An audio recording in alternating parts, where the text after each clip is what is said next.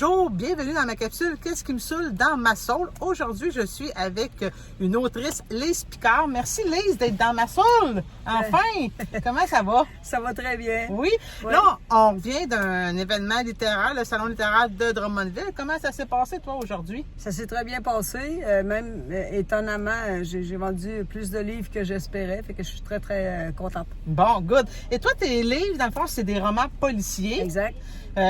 Puis on, voyons, on va le dire. Personnage principal. Merci, elle est là pour ça. Le personnage principal, lui, a un arme spéciale, hein? Oui. C'est un lance-pierre. C'est ça. Lui, il utilise toujours un lance-pierre pour pouvoir, au lieu d'utiliser une arme à feu, parce qu'il s'est dit, vu qu'il n'est pas un gros gabarit, il s'est dit que s'il y a quelqu'un qui réussit, mettons, à le maîtriser lors d'une attaque ou quoi que ce soit, bien, son arme à feu ne peut pas se retourner contre lui, vu qu'il n'y en a pas. Fait que lui, avec son lance-pierre, personne ne peut faire, à moins d'avoir des billes, mais de proche, il n'y a rien à faire avec ça. Là. Puis un lance-pierre, est-ce que ça peut tuer quelqu'un? Oui. OK. Si les personnes utilisent, il y a deux sortes de billes, des grosses et des petites.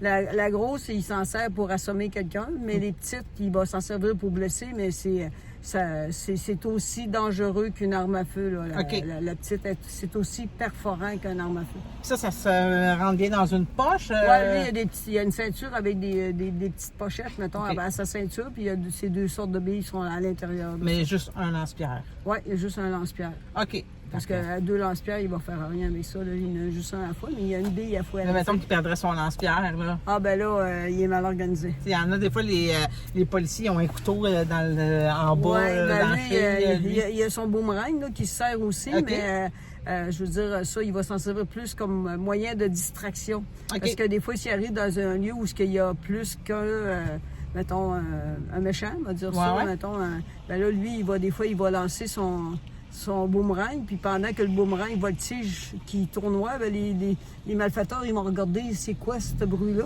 Fait que lui, ben, dans ce temps-là, il a le temps d'intervenir. OK, OK. Il s'amuse. Puis là, j'ai le premier dans mes mains qui Ouais. s'appelle Le Chat Noir, ici. Exact. OK? Et puis là, après ça, on a ici... Oui? On va juste revenir, c'est Le Chat Noir, mais c'est les enquêtes secrètes de Thomas-Édouard Victorin. OK. Fait que le personnage, Thomas-Édouard Victorin, c'est un capitaine détective qui travaille pour la Sûreté du Québec OK. dans la section crime contre la personne. Mais lui, il a choisi de travailler en marge de la police. Il travaille dans l'ombre. OK. Les policiers ont tous entendu parler de lui. Ils connaissent ses exploits, mais il n'y a personne qui sait de quoi il a l'air. OK. Fait que dans le fond, ben, c'est ça, ils sont pas capables de le reconnaître. Là. Il n'y a pas de C'est page ça. Facebook, j'imagine, Instagram et Parce que, compagnie. Là.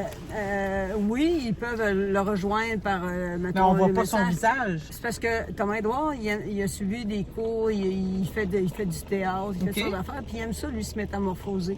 Fait que des fois, il peut avoir l'air d'une vieille madame, il peut avoir l'air d'une jeune fille d'une vingtaine d'années. OK. Il se met des perruques, il se maquille, il se met des... il y a un de ses amis qui reste à Sainte-Foy, que lui, il fait des perruques, il fait aussi des choses en gélatine OK. ou en chose pour pouvoir, mettons, changer la forme OK. de son nez. Un peu ses comme oreilles. Mission Impossible, Tom Cruise, là. Ben, Exactement. dans Mission Impossible, puis on le reconnaissait pas, il enlevait Exact. son masque, là. Exact, OK, c'est c'est ça. un peu... il est Exact. un peu- Ah, j'aime ça, OK. Fait que des fois, il y a... Parce que lui, ce qu'il veut pas, que les criminels sachent qui il est, parce qu'il est souvent dans un milieu criminel. Fait que des fois, lui, il va s'immiscer dans un milieu criminel, OK. mais il passe inaperçu parce qu'il y a personne qui sait que c'est lui. OK, Même OK. les policiers savent même pas que c'est lui, puis des fois, il est à côté d'eux autres. Fait que là, lui, il est bien ricaneux, il adore ça rire. OK. C'est ça. Là- Fait que c'est ça, oui. Ma prochaine question, là, OK. Vas-y. Fait que là, on a le tome 1 ici, Ouais. OK?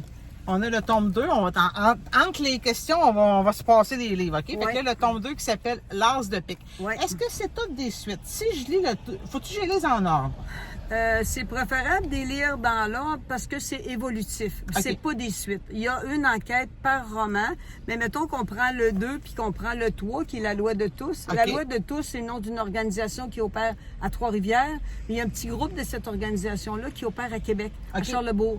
Mais dans le roman 2, Thomas-Édouard va travailler avec son collègue qui est Simon pour démanteler le groupe de criminels qui travaille à Québec. Mais lui, durant son enquête, il va se rendre compte que l'organisation criminelle là, est plus imposante que ce à quoi il s'attendait au départ. OK. C'est ça que lui, quand son enquête est terminée, il poursuit parce qu'il n'aime pas ça laisser des choses inachevées. C'est ce qui l'amène à Trois-Rivières. OK. OK? Fait que c'est les deux-là. Il y a un petit lien entre Il y les a un deux, petit mais lien entre s'ils les sont deux. lus séparément, c'est pas grave. OK. Il y a le quatrième qui a éteint la lumière. Fait que lui, c'est une enquête complètement indépendante qui se passe à Donnacona. Tout se passe à Donnacona. Là, ma prochaine question, là, Vas-y. OK, c'est que d'où est venue l'idée que ton héros soit avec un lance-pierre? Pourquoi un lance-pierre? Je fais ça pourquoi? Ben, parce que je voulais que mon héros ait des choses différentes des autres policiers, mais que ça soit quelque chose de plausible. OK. Parce que moi, j'essaie d'être le plus réaliste possible. Je vais faire énormément de recherches pour que ce que je mets dans mes romans, c'est vrai, c'est possible. OK. Tout est vrai. Fait que j'ai fait beaucoup de recherches pour essayer de voir quelqu'un qui a un lance-pierre, son lance-pierre, c'est un lance-pierre professionnel. Puis je veux dire, quelqu'un qui va utiliser ça, est-ce que tu peux tuer quelqu'un avec ça? Et c'est oui. C'est oui, ben, c'est la question qu'on disait tantôt. Exactement. Fait que lui, il utilise ça. Premièrement, c'est une arme silencieuse. OK. Fait que si, mettons, il crie à quelqu'un, mettons, d'arrêter de courir parce qu'il est policier, puis il faut que la personne, si la personne n'arrête pas, ben il va y tirer des jambes pour que la personne elle arrête de courir, là. Mais c'est ça. Il faut que ça prenne la précision, donc il est Ouais. précis dans son... C'est ça. Thomas Edouard, il reste à l'Ange Gardien sur la côte de Beaupré, puis lui, il y a une terre de plusieurs acres. Puis c'est presque tout boisé. Sa maison est vraiment retirée. Il n'y a aucune auto qui peut se rendre jusqu'à sa maison. C'est tous des sentiers que lui-même a aménagés. Puis il s'est gardé un coin comme une clairière où il met des cibles un petit peu partout. Puis lui, il se pratique à tirer.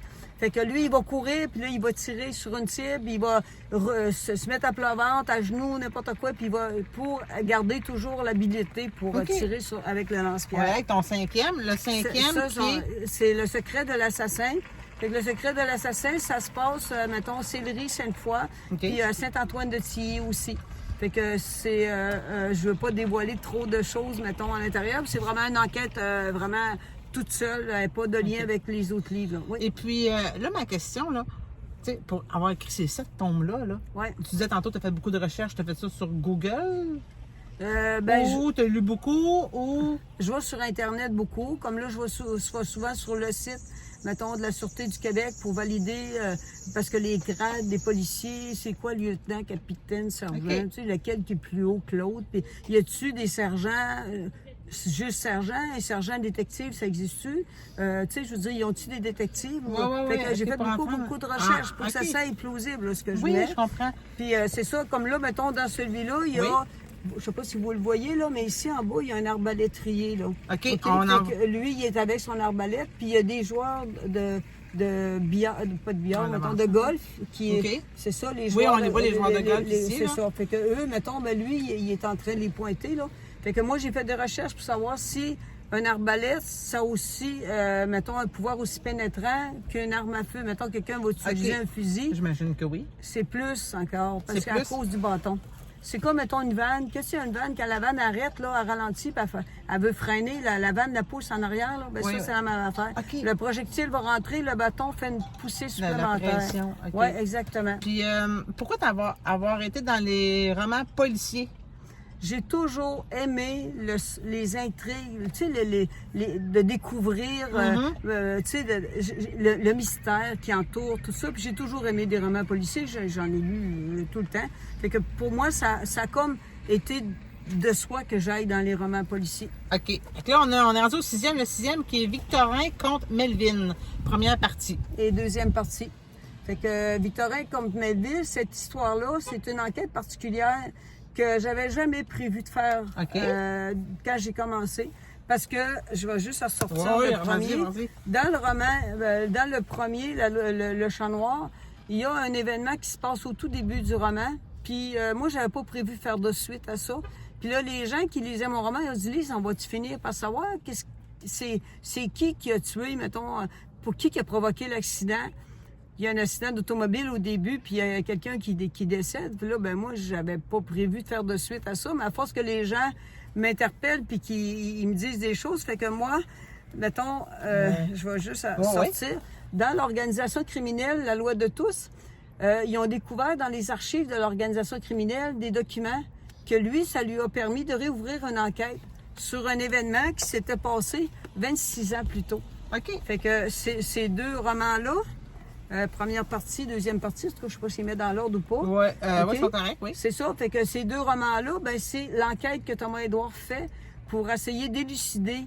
L'enquête qui a été faite a été classée non résolue. Fait que lui, il y a des éléments pour réouvrir l'enquête, puis il veut vraiment résoudre l'enquête qui n'a pas été résolue, mettons, 26 ans plus tard. D'accord.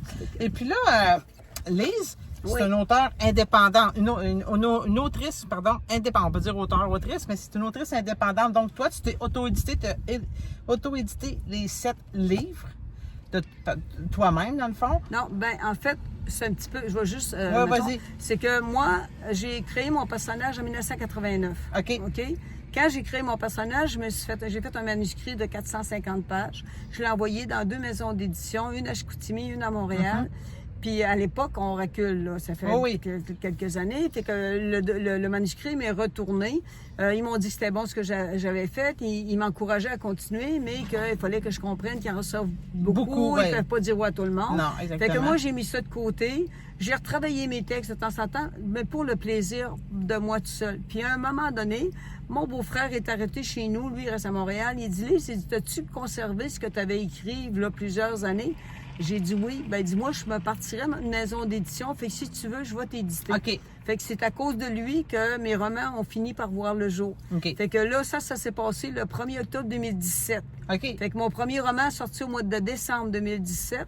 Puis là, depuis ce temps-là, j'en ai sorti un par année. Mais sa maison d'édition, c'était une grosse maison? Non, c'est une maison d'édition amateur. Puis je veux dire, en fait, je m'organisais de tout seul. Oui, c'est ça. Il y a gros des petites maisons d'édition comme ça, comme à compte d'auteur un peu. Exactement. Fait que lui, mettons, il m'a aidé à me lancer, mais en fait, compte, je veux dire, je m'organisais tout seul pour, mettons, si je voulais imprimer des livres, c'est moi qui m'organisais avec l'imprimeur. Fait que c'est moi qui faisais ma pub. En tout cas, je m'occupais de toutes mes choses. Puis qu'à un moment donné, en 2024, on est rendu en 2025, en 2024, à un moment donné, j'ai le téléphone d'une bibliothèque de Shawinigan qui voulait avoir mes romans.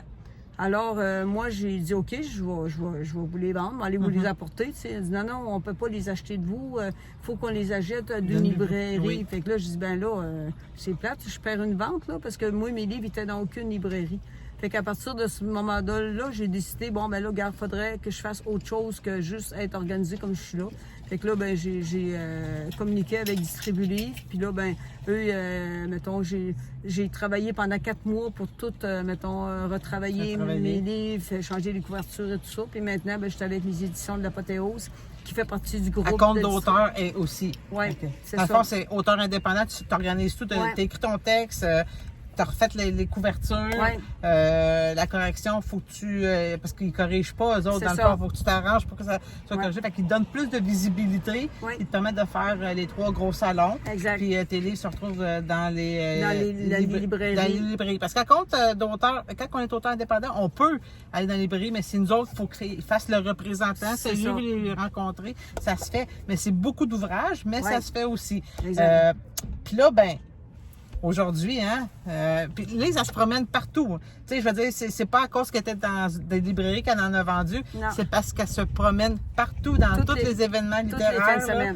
Elle ne fait que ça avec son Lionel, mais c'est une passion aussi. Exact, c'est une passion. Moi, je suis retraitée, fait que je veux dire maintenant, c'est pas un gagne-pain, parce que je veux dire, on fait pas vraiment beaucoup d'argent avec ça. Non, on le fait pour le plaisir. C'est vraiment une passion, puis pour le plaisir. Puis comme dit mon chum, des fois, il s'amuse, il dit, ça coûte quand on réserve des tables, ça coûte le même prix que si on ira au cinéma, mais là, on peut jaser.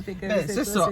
Non, mais tu sais, sont beaux à voir, j'aime ça. Écoute, Lise, merci d'avoir embarqué dans la saule, mais là, faut que tu répondes à la fameuse question. Oui, vas-y. Qu'est-ce qui me saoule dans ma saule?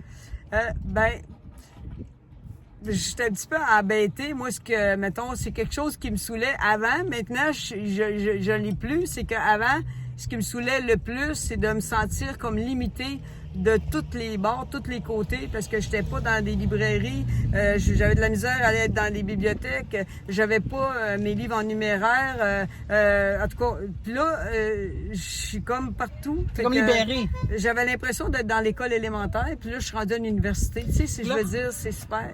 Elle est comme dessoulée. Exactement. C'est ça. Exactement. Merci d'avoir participé, puis je te souhaite bon succès. Là, la semaine prochaine, t'es où?